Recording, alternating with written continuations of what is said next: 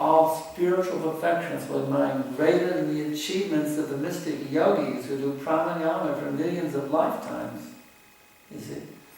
In one lifetime, I can achieve beyond what the mystic yogis achieve. Just by carefully, prayerfully chanting these sweet names every day. Anything else? Yes.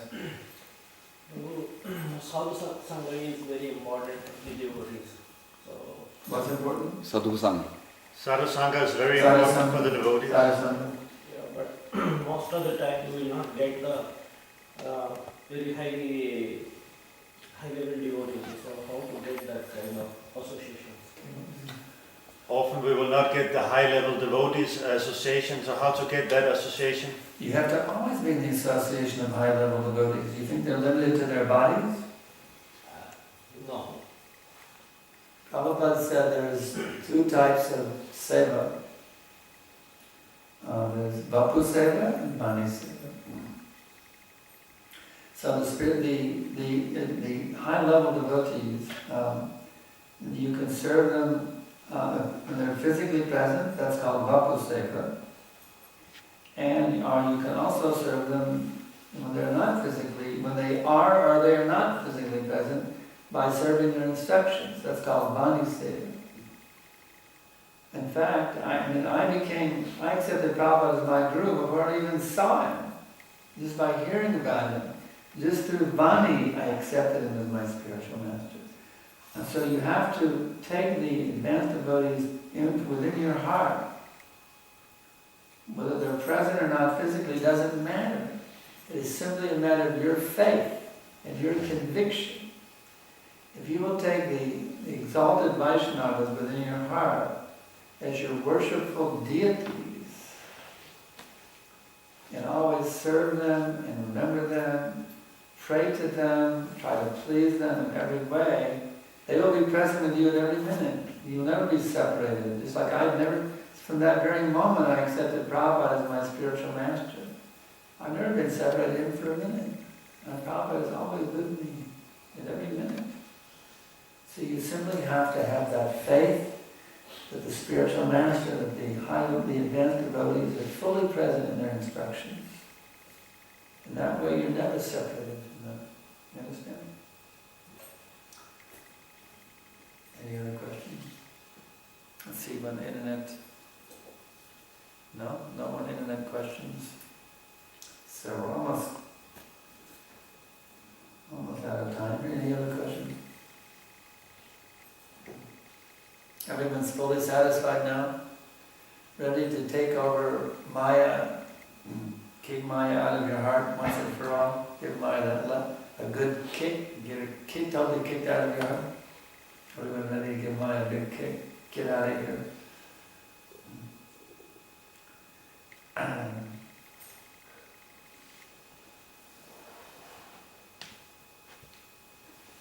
Okay, yeah. Just in connection with that, giving Maya a big kick, we often hear this to declare war upon Maya. And I heard a lecture not long ago where it was described that what Maya actually is, that Durga Devi, she is sitting on that tiger and she has 10 weapons in her hands and like very intimidating character. So could you talk about what it means to declare war on Maya? Actually, Maya plays two different roles.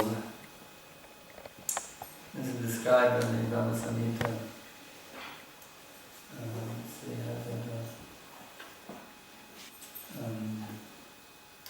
how does that verse go about Durga? Srishti Srishti Palaya Sandana Jaktareka Chaye Vayashiva Bhavani Devarti Durga Ishchandra Rupamati Yashita Teshtate Sado Vindamari Purusham Dhamam Vajami.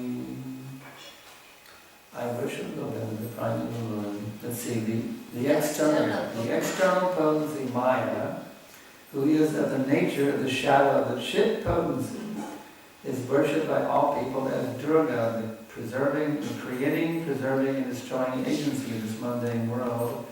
I adore the primary Lord Govinda in accordance with whose will Durga conducts herself. So, actually that Maya is a pure devotee.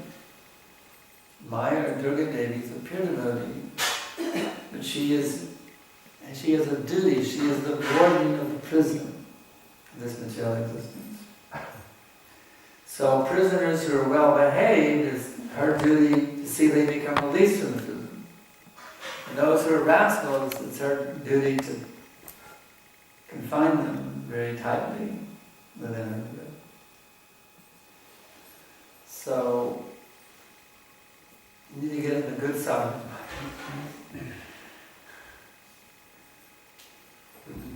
by being a devotee of Krishna.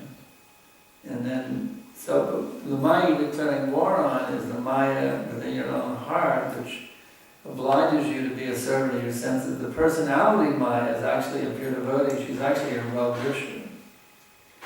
Even the turmoil she puts you through when you embrace illusion and you embrace her is also for your benefit, to convince you should not remain in this bondage of illusion. It's miserable. So whether she blesses you or she kicks you, it's all mercy. So you need to get on the good side of Maya by just being very dedicated to pleasing Krishna. The prison is experienced in different ways. Just like many years ago I was going to preach in a prison, Albino Federal Penitentiary in Albino, Oklahoma. I went every week. And I went in and I went out. For me it was a nectarian adventure, going to the prison. We had a great program in the chapel every week. We had a feast, we had the most unbelievable kirtans. Those inmates really went into it. It was fantastic. I mean, it was nectar. Some of them got initiated. And we actually had a yajna in the prison itself. Krishna came in and did a yajna inside the prison. They allowed Oklahoma is a lot of American Indians. They have what's called a sweat lodge as part of their tradition. So they allowed the American Indians to have a sweat lodge inside the prison grounds. So they had to allow us to do a fire yoga also, because the American Indians had a sweat lodge with a fire in it. So they allowed us to do a yoga in the prison grounds, initiation. But anyway, for me it was a nectarian place, going into prison, coming out. I could walk in and out, no problem. But the inmates, it's an impenetrable wall. They can't get on. So Maya is like that. The prison, Maya, she's the prison. Durga literally means prison. So if you're Krishna conscious, there's no obstacle at all. Maya's abode is a place of adventure, transcendental adventure, like a kid in a candy shop. Maya's abode is a place of transcendental adventure. But if you're, it's like a devotee goes out to distribute books, and it's like a kid in a candy shop, So many opportunities to distribute a book and touch somebody with Krishna's mercy, and to have a shower of mercy from Lord Chaitanya. I remember seeing one devotee, and we were doing a Harinam party on one side of the street. Across the street, the devotee, we saw him distribute a Krishna book. And he distributed that Krishna book, and he was jumping up and down in ecstasy. He was jumping higher than we were. The Harinam party, but he was jumping in ecstasy after distributing a Krishna book. Jumping in ecstasy. So, for distributing books, it's like, for you, Maya's kingdom is a place of adventure, a kid in a candy shop. But for someone who's subservient to their senses instead of a master of their senses, Maya means it's a hellish prison. It's a matter of perspective. If you become a master of your senses, the Maya's kingdom is a place of great adventure. Some devotees, they want to take birth after birth after birth until all the conditioned souls are liberated. They're so happy in the material world as preachers. They want to take birth after birth until all the conditioned souls are liberated. So for them, Maya's kingdom is a place, a nectarian place. You see. But for those who are servants of his senses, hell, birth, death, old age, disease, taxes, pressure, the job, so many things. But even one can be a householder and still have the Buddha Paramahamsa. Bhaktivinoda Thakur is the example. He said, now I go to work to maintain Krishna's household. So if the household will give up this false sense of proprietorship, this is my wife, my kids, my bank balance, my apartment, you see. If he will give up this false mentality of being the proprietor and see this woman is Krishna's servant, I am Krishna's servant, this house is Krishna's property, this bank balance is all Krishna's money, it has to all be spent in a way that is pleasing to Krishna. He's a liberated soul, even as a household. So in this way, Maya can be your enemy and can be your best friend. So, our time is up. Oh wait, one last question from the internet. How to make all doubts go away and develop an unflinching faith in Krishna?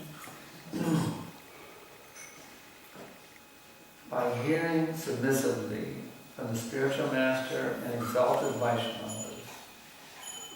If you will hear submissively, that or those sound vibrations emanating from their mouths, their lotus mouths, will destroy all doubt. You simply have to be very good at the art of listening, and then all your doubts will be slashed.